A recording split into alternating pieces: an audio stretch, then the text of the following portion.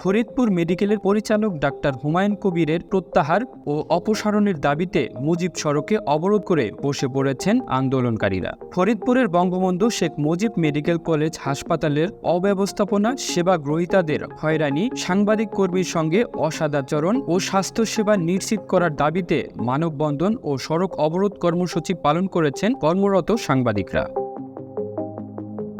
রোববার দুপুর 12টার দিকে ফরিদপুর প্রেস ক্লাবের সামনে মুজিব সড়কে এই কর্মসূচি পালন করা হয়। এর আগে ফরিদপুরের বঙ্গবন্ধু শেখ মুজিব মেডিকেল কলেজ হাসপাতালের স্বাস্থ্যসেবার নিশ্চিতকরণ ও সাংবাদিকদের কর্মপরিবেশ তৈরির দাবিতে স্বাস্থ্যমন্ত্রী বরাবর স্মারকলিপি প্রদান করে ফরিদপুরের কর্মরত সাংবাদিকরা। ফরিদপুরের প্রেস ক্লাবের সভাপতি কবিরুল ইসলাম সিদ্দিকীর সভাপতিত্বে এই কর্মসূচির বক্তব্য রাখেন বীর মুক্তিযোদ্ধা আমিনুল রহমান ফরিদ, সাধারণ সম্পাদক মাহবুবুল ইসলাম পিকুল, মফিজুল ইসলাম মিলন, সঞ্জীব দাস, নাজিম বকাউল প্রমুখ।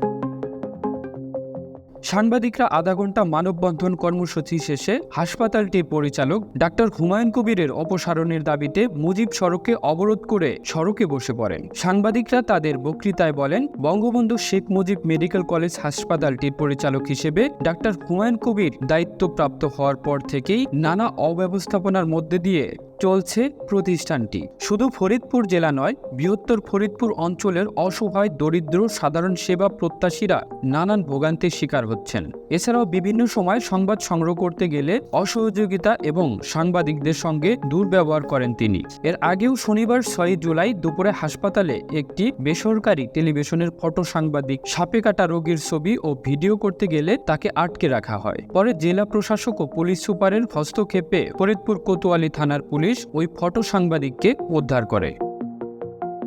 কামরুল ইসলাম, এই বাংলা নিউজ ডেস্ক।